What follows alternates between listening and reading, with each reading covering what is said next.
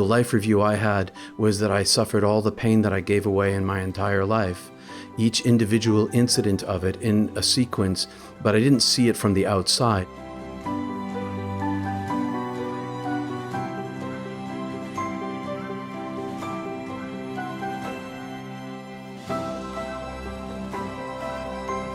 Heaven is Beautiful, Near-Death Experiences of Reverend Peter Panagore, Part 1 of 4.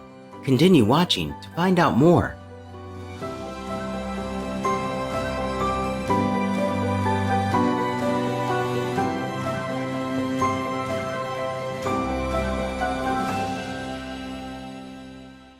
Guten Tag, grüß Gott means good day and God bless you in German. I'm Henry. The people of Germany thank you for all the acts of kindness you perform for those around you, helping to create heaven on earth.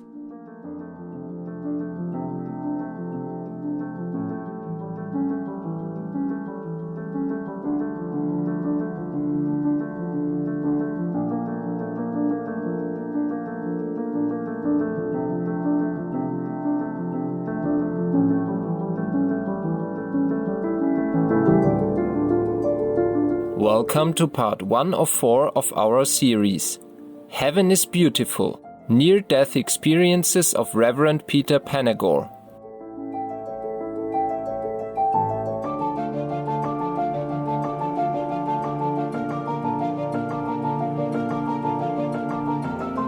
Reverend Peter Panagore is an internationally renowned church pastor, inspirational speaker, and devotional storyteller who has written several books, including the best-selling Heaven is Beautiful, How Dying Taught Me That Death is Just the Beginning. As a former pastor of the First Radio Parish Church of America, his uplifting program, Daily Devotions, was broadcast every day for 15 years with 30 million views annually. Throughout his life, Reverend Panagore has had 2 near-death experiences, or NDEs.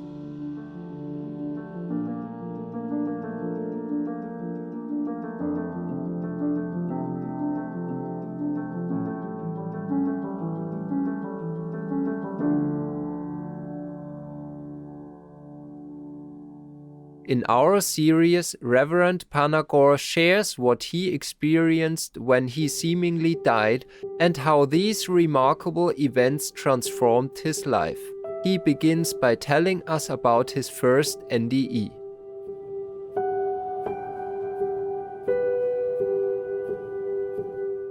In 1980, I was ice climbing in Banff Provincial Park, which is in Western Canada, my partner Tim. And I made a mistake in my equipment, which slowed our climb down and put us in danger. We reached the top of the climb by sunset when all the other teams had descended.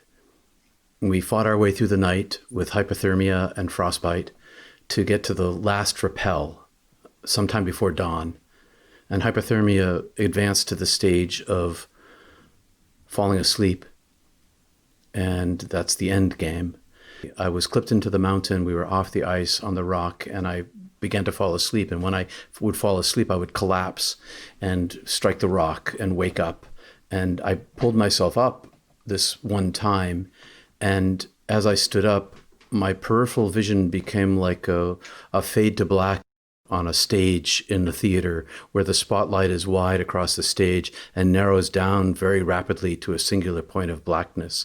And suddenly I felt myself collapse as I thought I had done before when I was falling asleep, only this time my consciousness remained intact and my brain didn't shut off with sleep. And I wondered to myself, what's going on here? I'm experiencing something I'd never experienced before, and the darkness suddenly expanded in front of me to infinite size. Everything I say is in metaphor. It's very difficult to put into language. I saw a little tiny spot of light come rushing toward me and expanding to fill my entire vision, only it wasn't light like a photon. It was an intelligence beyond my capacity for understanding, and it communicated to me telepathically, I'm taking you. And I said, no, you're not. And it took me against my will and carried me. And I was not afraid. I was in a place of comfort, and I was being carried by this entity that was projecting comfort into me. And the next thing I knew, I was popped out or into an eternal-sized, greater, illuminated darkness. And I was a singular orb of consciousness that was all of my senses, my smell, taste, touch, hearing, thoughts were all one thing. And I was much larger than I am as a human being. And the first thing I realized was, this is who I am. Now I remember. How could I have forgotten? This is what I am. And I could see in every direction at once, and I could see nothing. It was eternal, illuminated darkness, but I was unafraid.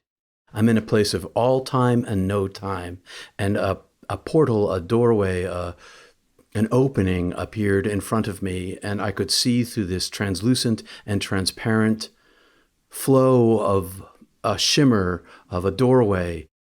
I could see this elongated eternal tunnel, and I reached out with my soul self, and I touched the surface area of this translucent and transparent flow, and it was all life, all living, all being, all loving, all eternity.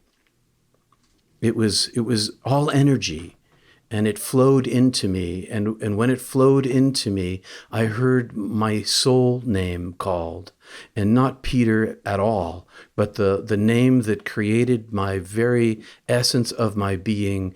And simultaneously, I saw myself as this elongated, everlasting soul that had an origin that I was spoken into being. The name I heard was unspeakable, and no tongue, I can't say it. I just knew that when the word was spoken, that I was created into all beingness.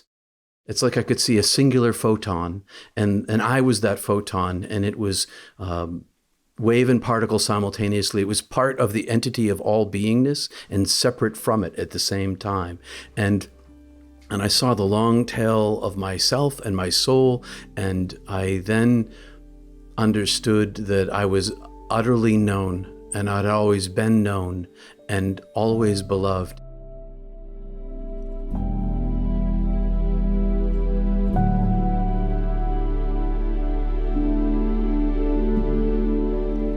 This is indeed a very inspirational experience.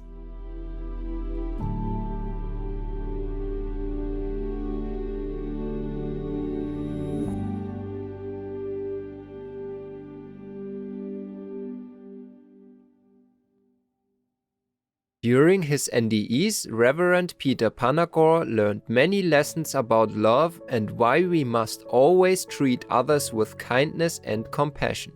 I heard a voice that had no sound telepathically speak inside me, saying, I love you, I made you, I know you, nothing of you is hidden from me. And then I saw my life review.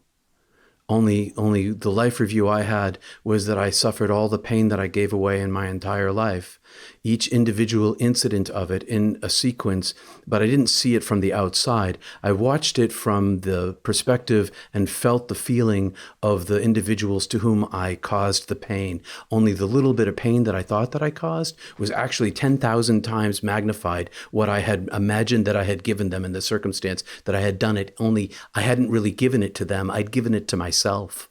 And that there was no distance between the one who I caused to suffer and the suffering that I experienced. And it was all of the pain that was intentional and all of the pain that was unintentional in my life.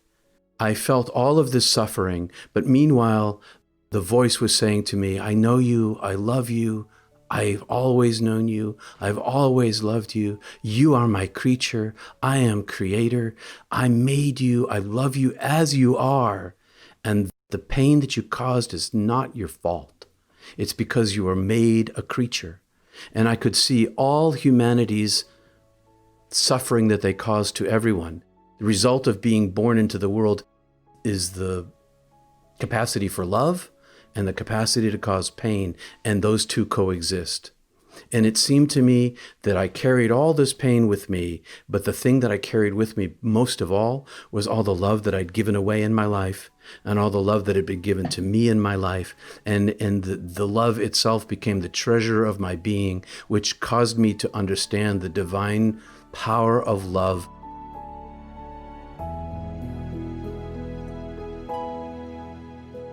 This deeper understanding about the divine power of love transformed Reverend Panagore, causing him to redirect his career.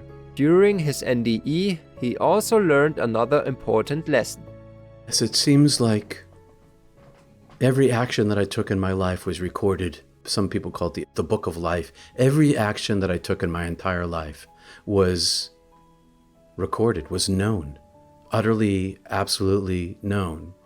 And the pain that I caused other people in my life, I carried with me back into heaven. It was a weight upon me. And only through the divine period of fire, of love, was I relieved or cleansed of that which I did not need to carry with me. And I describe it in my book as hell.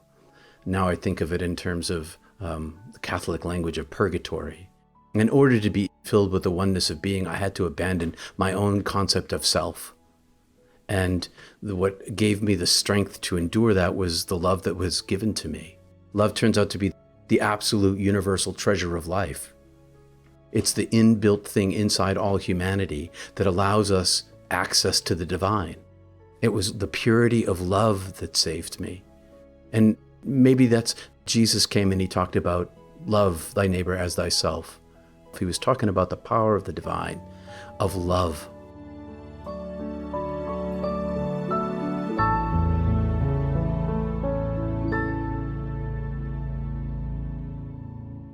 Welcome to part 2 of our 4-part series, Heaven is Beautiful, Near-Death Experiences of Reverend Peter Panagore.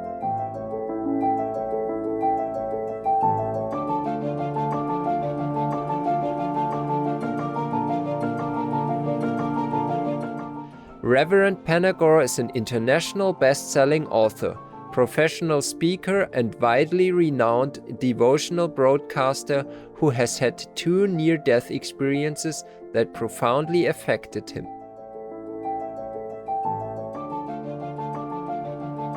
On today's show, he describes how his second NDE redirected his life. When I cause people pain, I now know that I'm going to be forgiven, which doesn't give me permission to hurt people. It's just the opposite of that. Knowing that God is all love makes me aspire to be the best that I can be. It makes me understand that every time I love someone else or have an action of kindness, that it's an accumulation inside myself of the treasure of heaven. So in my body now, I reoriented my life completely. I changed the course of my career. I changed the class, the graduate program I was going to go into. I ended up going into ministry, which is from my point of view, a servant sort of living. It's a profession of compassion. And so I try to live as compassionately as I possibly can. I'm willing to stand up when I have to stand up to be courageous, but only in the servanthood of love, not for self-serving purposes.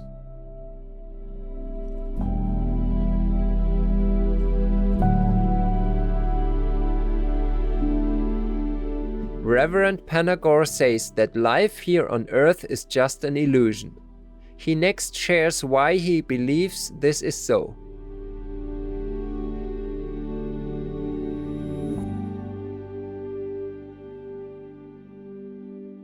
It seems to me that the body and the senses, how we perceive the world, including our brain, is part of the veil itself. It's sort of, I like to use the metaphor of the Matrix movies without the evil machine overlords. Replace that with an all-loving divine. the whole universe is an illusion. It's a place where we live, but it's not what we are. And it seemed to me, it doesn't seem to me, it actually is to me, that the only reality is the divine itself. And when I say this universe, I mean from the Big Bang to the expanding edge and all the galaxies in between and all the star systems and every single molecule of dark matter, everything, all of it, the whole thing is a place where we live. It's not who we are. It's not where we're from. We're in this container. The veil is this thing that both enables us to experience the richness and fullness of life, but it prevents us also from perceiving more clearly the presence of the divine in all things. And so it's necessary to be here, but it also gets in our way. And what gives me real hope is that every single human being, in the moment that they die, they're going to find this out for themselves. I don't really care if anybody believes me, because they're going to find out, you're all going to find out for yourselves. And the length of life is the wink of an eye. That's what I saw, was that the 20 years I had lived was that long. It's nothing in comparison to eternity. And that it was very, very clear to me that the only reality that there is the divine. And so I live my life through that truth, which makes it a little more difficult to live in the world when my eyeball is always tuned into the divine, and less so here.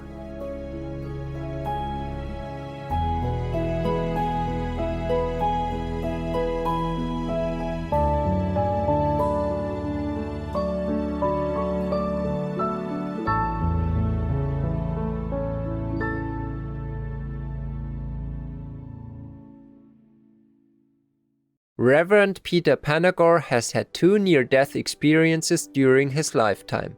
In both instances, when he returned to life on Earth, he suffered through a long and difficult period of adjustment. My second near-death experience put me into a bit of a tizzy. But yeah, when I first came back, I had no idea what this thing was anymore.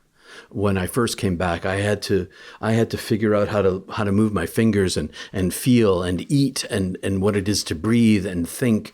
And I felt like I was alien, a stranger inside of a strange machine. And I knew that I was not this thing. The world seemed to me to be two-dimensional and black and white in comparison to the three-dimensional beauty of heaven. I was in a flat cartoon, and I had a very difficult time trying to figure out what had happened to me, because I didn't bring back all the knowledge that I had on the other side, because my brain couldn't contain it. So my soul still knows much of it, or all of it, for all I know, but my brain can't contain it.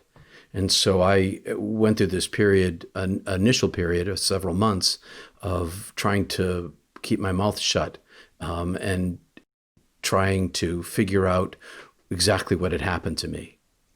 Fortunately for me, I had begun meditation practice many years before, and I dove into my meditation thinking that that was the only way that I was going to figure out what had happened to me.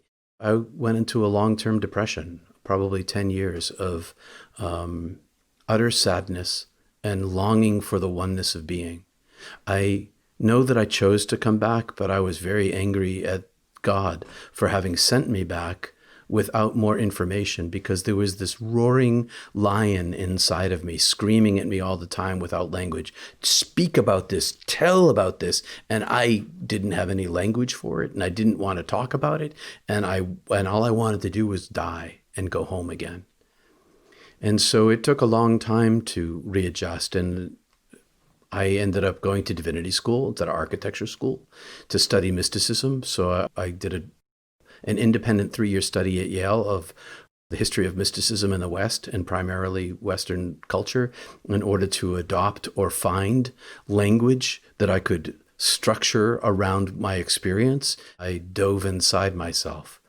And I guess the biggest way that I learned to readjust was by diving interiorly.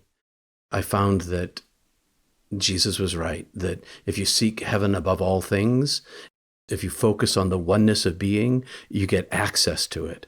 And so I wanted access to it. I wanted to strip away as much of myself as I possibly could to create a larger channel inside myself so that I could have access to the divine. Through meditative practices, I opened myself up to a rapture of grace.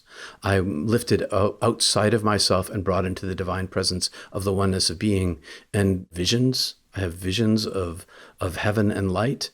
It's the power of the divine itself, uplifting me out of myself and sending me back to my body and giving me the gift of a series of gifts of reintegration, helping my feet be here. I live with one eye always on heaven and one eye here, and one foot always in this world and one foot in heaven. And so my reintegration here is trying to, I still live mostly on the other side. It's trying to be in this world and pass or function as a normal human being. And that's been a journey for me.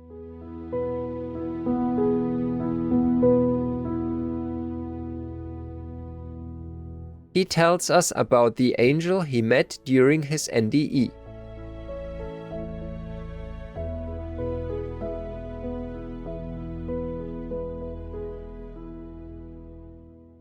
I refer to the intelligent being who plucked me out of my body as my friend, the angel of death.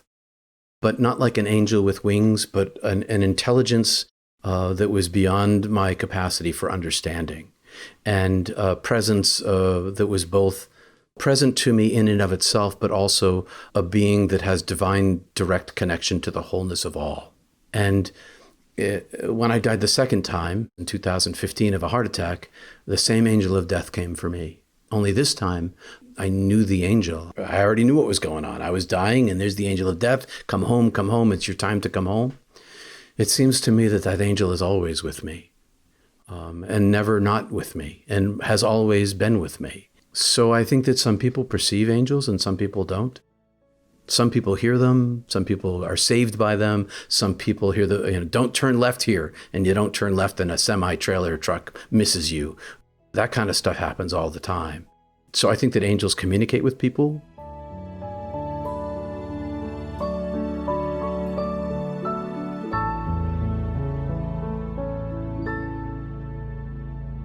On today's episode, we continue our discussion with international best-selling author, professional speaker, and widely renowned devotional broadcaster, Reverend Peter Panagore, who has had 2 near-death experiences, or NDEs, that profoundly shaped his life. Peter explains that his NDEs greatly intensified his desire to turn inward. Since his first NDE, he has devoted time each day to meditation and prayer.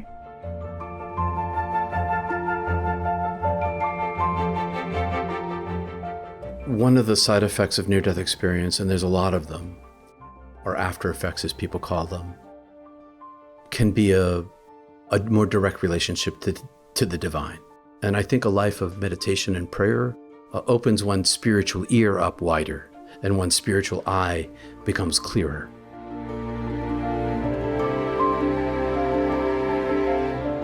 Reverend Panagore has practiced meditation for more than 40 years.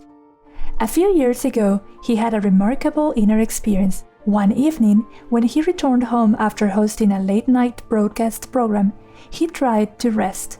However, he found himself unable to sleep, so he decided to meditate instead. I decided to meditate. And as soon as I began my chant, I was plucked out of myself and carried, how do I describe this? It's like it wasn't my soul self. It was more like a combination of soul and spirit. People talk about their astral body. It was more like an astral body thing, but not as defined.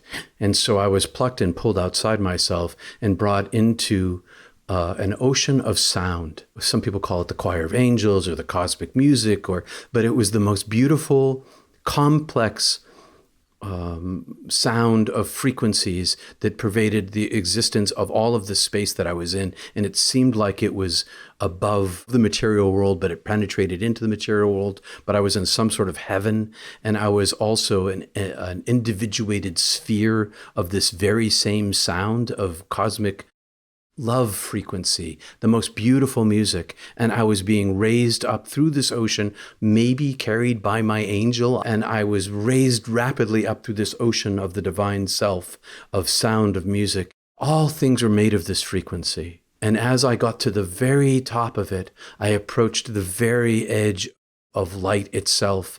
And as I got to the light, my mind became active again, and I was plummeted out back into my body. And over the next 3 hours, I would pulse between this world and that world. And when I would close my eyes, I would be raptured out of myself and brought into the divine healing frequency of beauty and love and fullness of being. And in between, when I was back in my body, I was lying on the sofa. I remember hearing the kids working on their homework in the other room, and I closed my eyes and I'm out of myself, and I open my eyes again, and my wife is standing there, and I close my eyes and I'm out of myself. And so I'm pulsing back and forth between these two worlds. And each time I don't go as far as I did before.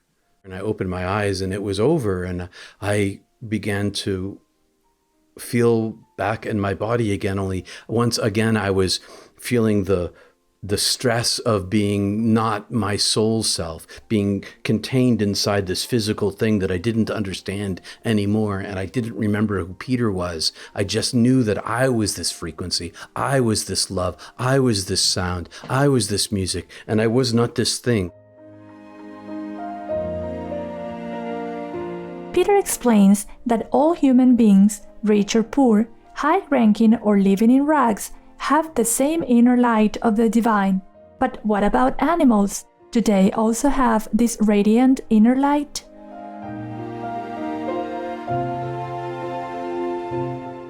I see the light inside all sentient beings.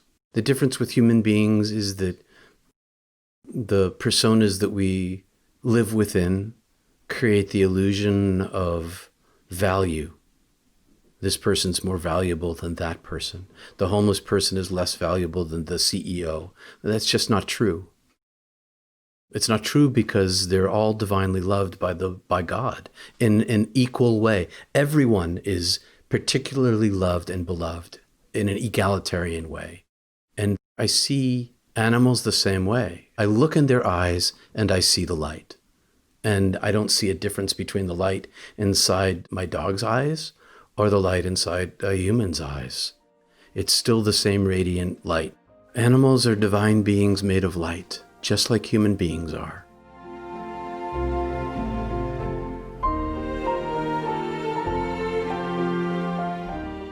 Reverend Panagore shares another story about animals. One time, when he was a student attending Yale University, he decided to visit a Trappist monastery. During his stay there, he had an interesting experience with a little chickadee. And so I went to the monastery, and before my meeting with my monk, I was there for several days. I went out I was a bird watcher at the time. And so I decided to go bird watching. They had 2,000 acres of property. And so I took off my shoes and I decided to go on a super silent, very focused bird watch, which to me meant walking meditation. Every step I took was total consciousness of feeling exactly where I was. Break no twig, brush no leaf, move with control and breath. And so I was on this bird watch, and I'm listening, and I round this corner, and I hear the song of a black-capped chickadee.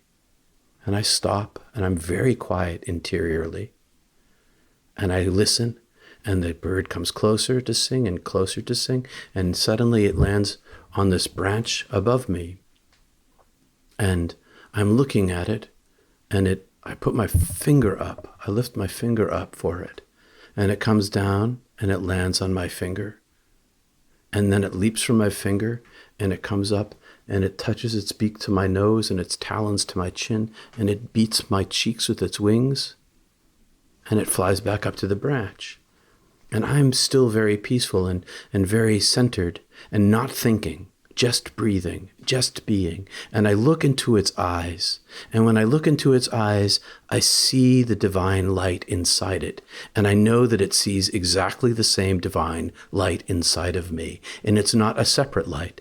It's not his light or her light and my light. It's one light. I understood at that moment that all breathing beings, whether they breathe water or air on earth, are made of the very same light as I am, and that they have the same connection to the divine as I do. And the truth is that animals are divine as well as human beings. The fish and the birds and the deer in the woods, even the fisher cat and the skunk, they're all made of divine light, just like me, just like you. I feel the radiance from them, and I feel it from trees. I feel it from flowers. I feel it's everywhere all the time. Everything is made of this. Every molecule, everything is made of light. Everything is made of love. Living beings, plants and animals. And so when I encounter an animal, a cow or a horse or a dog, or I can just feel the divine self inside them.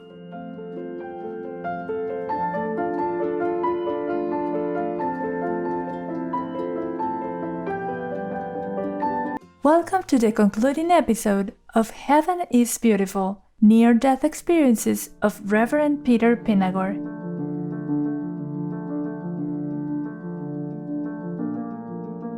Peter is an international best-selling author, professional speaker, and widely renowned devotional broadcaster who has had 2 near-death experiences that profoundly changed his life. On today's episode, Reverend Panagore discusses how he came to understand that God's existence extends far beyond any religious dogma.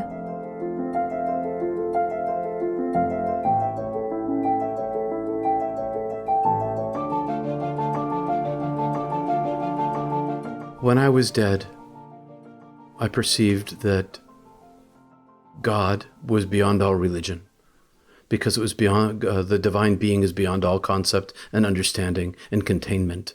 The word eternal itself, or infinite, means that it can't be contained within concept. There's no gender, there's no physicality, there's no matter whatsoever. And all these words of definition aren't adequate. They don't even come close.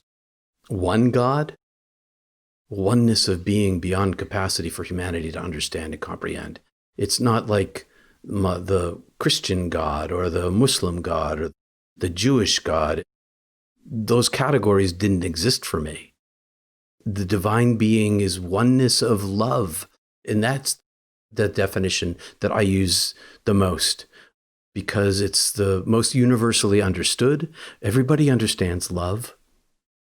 But more to the point, God is all love and beyond all love. And so when I came back, I was a person of faith and belief before I went. I came back with no faith and no belief. And not only just in religion, but in all culture and language and history and all human constructs are illusory to me. They are necessary for functionality in the world. Even language is an artificial concept. None of that is real to me.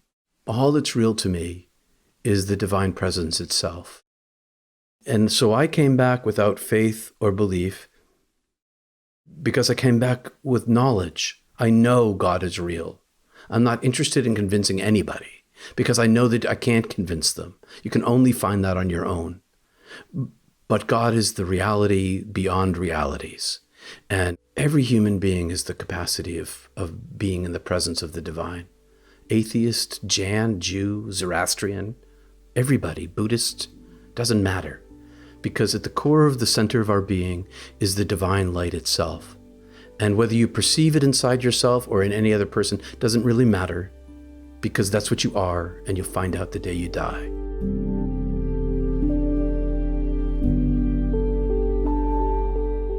When Peter had his first NDE, he was afraid to tell others about it. He kept his experience a painful and lonely secret for 20 years, and then realized that people who have NDEs or other mystical experiences need someone to talk to. And so, Reverend Panagore started a counseling service. I run a global spiritual counseling service for closet mystics because I had no one to talk to for the longest time. And I know that there are mystics all over the world, and they don't know who to talk to about their divine experience. And many of them are professionals, and they're afraid that their careers will be damaged. And many of them are in relationships where their spouse or their partner can't comprehend it, and they have no one to talk to about it. So I offer myself as a counselor for them. And I've had clients in Perth and Brisbane and Istanbul and all over the world. Basically, what I do is I listen and I help reflect. I help sort out the experience. I help people understand what a definition of a mystical experience is and what the varieties of it are, and help them understand how to live with it. And in the definition of mystics, I include near-death experiencers. Near-death experience is a variety of mystical experience. It's not an independent thing. It's part of a much larger group of human experience that includes out-of-body experience, raptures into heaven, or indwellings of the divine that are like the totality of the sweetness of all love and fills every pore and cell of the body in ecstasy, or the experience of encountering a divine. I'm here to help the individual understand how that experience is real and how to live with it.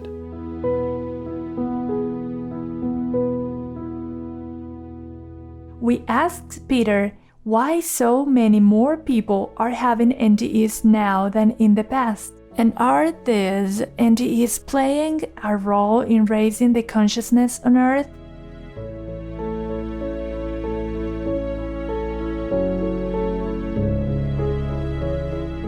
Really, the huge big difference is that in the 1960s, cardiac care came online, and medical technology, science, began raising the dead. And that technology developed over the last 50 years so that there's more capacity for saving lives, they call it, or resuscitation, but it's really raising the dead. And now there's 10 million in the United States who've come back from the dead through medical technology. And imagine that number across the globe as medical technology, science has spread around the world. And so for the first time in the history of the world, science is driving spirituality.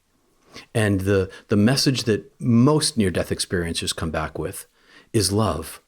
That's it, no matter what their experience is, whether they end up in a heaven where they're walking in a field of daisies, or they go to the place of non-being like I went, the message is love. There are those who pop out of their body at the ER and they pop right back in, and they don't go far enough to get that message. But what they do come back with is the knowledge that they're not their body. They can no longer pretend that they're made of only matter.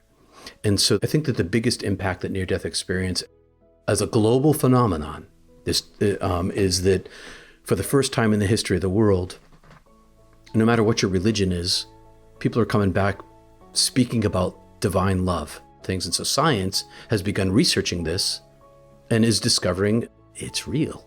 Everybody's talking about it now, and it's going to free up all of the other mystics in the world to be able to have conversations about their own spiritual experience that they've been afraid to talk about. And because so many people have had this experience globally now, near-death experience, the conversation, I hope and pray, will begin to shift on a national, international basis.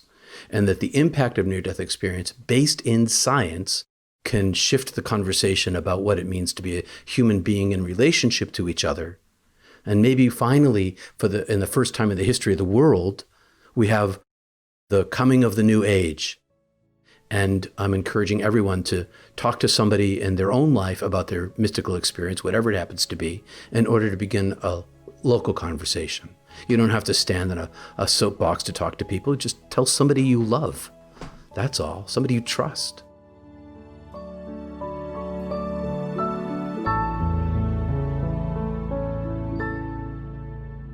We asked Peter about his personal mission in life, and he shared the following thoughts. I have two missions in life. One is to be grandfather to my granddaughter, to be substitute father, to help her adjust the best that she can in the world. That's my physical mission. But my real mission in life is the mission of everybody, which is to become channels of light, to become another node of the presence of the divine in the world, to bring more light into the presence of the world by getting out of the way of the light. And I think that's everybody's mission, is to love each other. Love each other. That's the mission of life. And for those of us who are more spiritually capable, maybe born that way or find a way to become that way, to simply become a beacon. If we can each become a channel of light, a presence of the divine, then we have an opportunity to evolve spiritually. At the conclusion of the interview, Reverend Panagore had one final thought to share with our global audience. All you need to do is love. It's built into humanity. It's like if I were God and I was going to create a way for everyone to find me, I'd build something into them. And what's built into us is our capacity for love. Love each other is the simplest thing there is. You just have to love the people in your life. That's all. That's a very simple thing. Just love each other.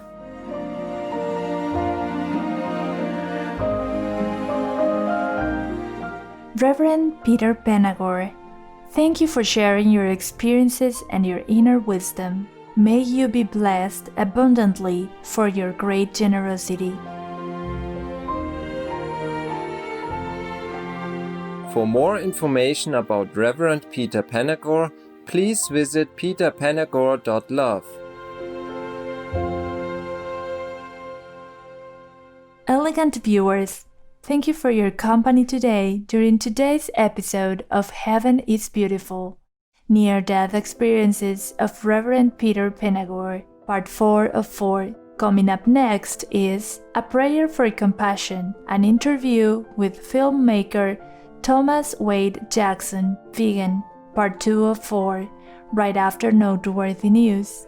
As we approach ever closer to a peaceful, compassionate vegan world, may all beings live in abundance and joy. Our programs offer many languages. Please visit suprememastertv.com/schedule and suprememastertv.com/SS